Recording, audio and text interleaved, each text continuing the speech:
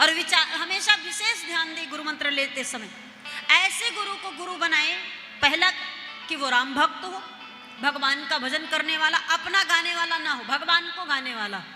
अपनी महिमा ना गाए, हमारे इतने चेले हैं, हमारा इतना आश्रम चल रहा है, हमारे पास ये व्यवस्थाएं हैं, ये है वो है, यहाँ है, विदेशों तक हमारे ट्रम्स।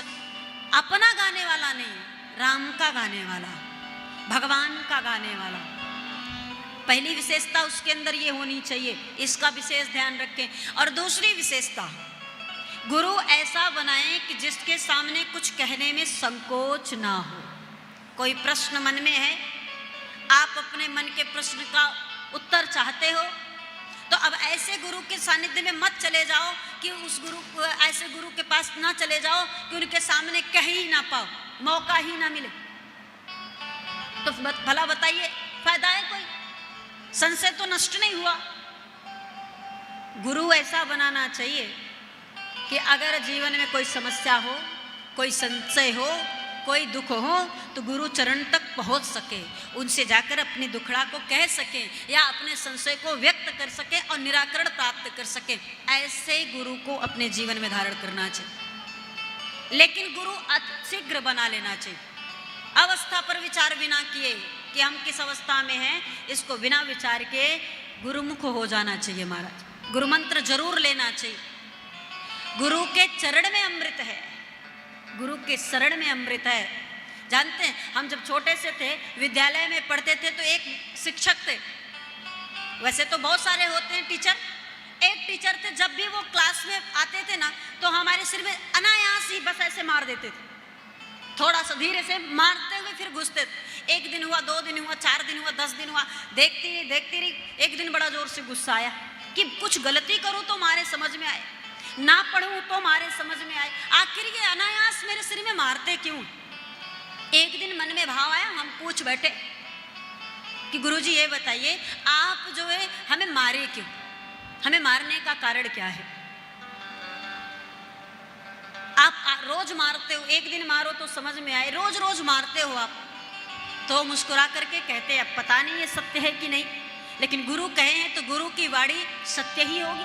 उन्होंने कहा, बेटा गुरु के उंगलियों में अमृत होता है। बहुत छोटी थी मैं ये बात जब उन्होंने हमसे कहा, बोले गुरु की उंगलियों में अमृत होता है, और मैं तुम्हारा गुरु हूं ना, तो तुम्हें अगर ऐसे मार रहा हूं तो समझ लो तुम्हारे अंदर भी ज्ञान रूपी अमृत डाल रहा हूं, और एक दिन ये ज्ञान काम आएगा। और महाराज, अब वो ध्यान में आता है कि शायद ये ज्ञान रूपी थप्पड़ जो पड़ता था, आज परमात्मा ने मुझे अपने शरण में स्वीकार लिया, इस जगत को छोड़कर जगदीश को भजना शुरू कर दिया हमारा।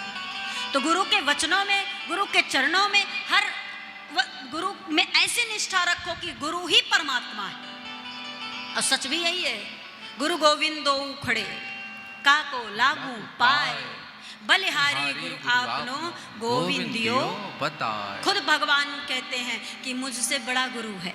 गुरु का स्थान भगवान से भी बड़ा है, गुरु का स्थान भगवान से भी बड़ा है। बिना गुरु के भगवान नहीं मिल सकते। अगर आप विचार करो, कोशिश करो, तो जपते रहो भगवान की माला, जपते रहो राम जी की माला, लेकिन जब तक गुरु कृपा नहीं करेगा तब तक भगवान नहीं मिलने वाले। और गुरु की महिमा क्या है जानते हैं? कमल का पुष्प देखा है आप लोगों ने? कमल का पुष्प, कमल का पुष्प कैसे खिलता है? कहाँ खिलता है?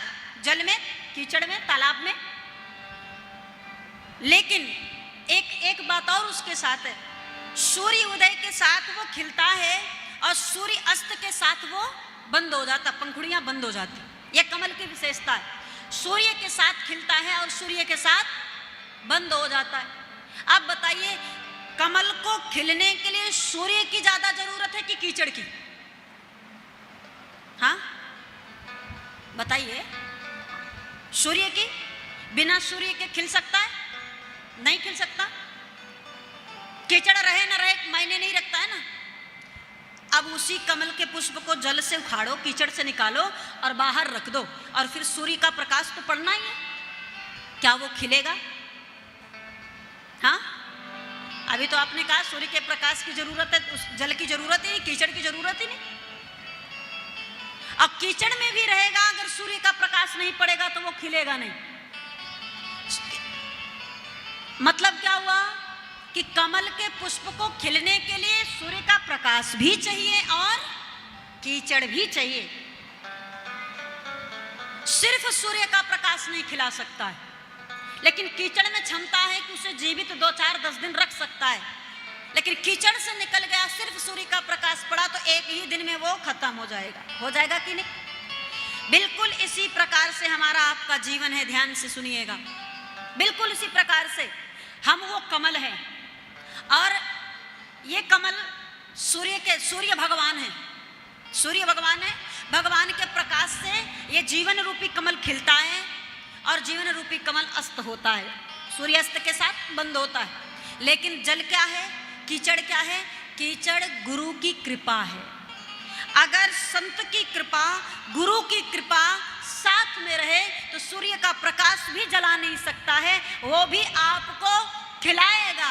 लेकिन अगर गुरु की कृपा के बिना परमात्मा के प्रकाश को या उनकी कृपा को पाने की कोशिश करेंगे तो वही कृपा आपको जला देगा, लेकिन संत साथ रहेगा तो खिला देगा महाराज। अब विचार कर लो संत की महिमा क्या है।